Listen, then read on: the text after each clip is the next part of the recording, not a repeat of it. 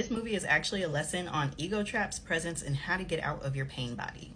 This is part 2. Joe and 22 fall through the portal and end up back on Earth. But because he rushes it, he falls into the cat's body and 22 falls into his. Which is the movie's way of telling us that Joe has officially become the observer.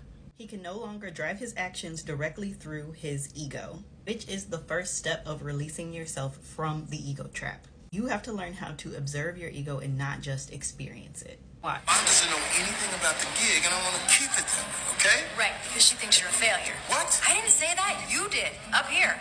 But Joe's still determined to play in Dorothea Williams' quartet. So he continues, but by the time he makes it to his mother's shop, he's detached enough from his ego to say the thing that most people are afraid to say out loud.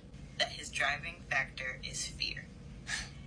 I'm just afraid that if I died today, that my life would have amounted to nothing. As the strength of Joe's ego lessens, 22's grows stronger. They end up back in the Great Before, but 22 has earned her Earth pass.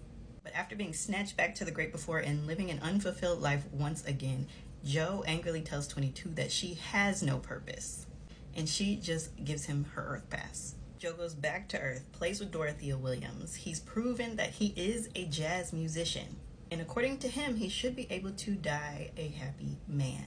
But what happens when you're stuck in the ego trap is you get stuck in a continuous cycle of dissatisfaction.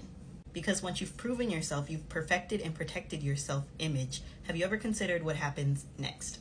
Well, you immediately look for the next best thing.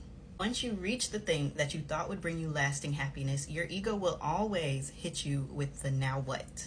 Pixar makes very sure that this movie doesn't just end with Joe achieving his dreams. He achieves them, yet he's still unhappy, and 22 becomes a lost soul. Which are two very important messages for us because it's relatable and it also teaches us how to heal from this.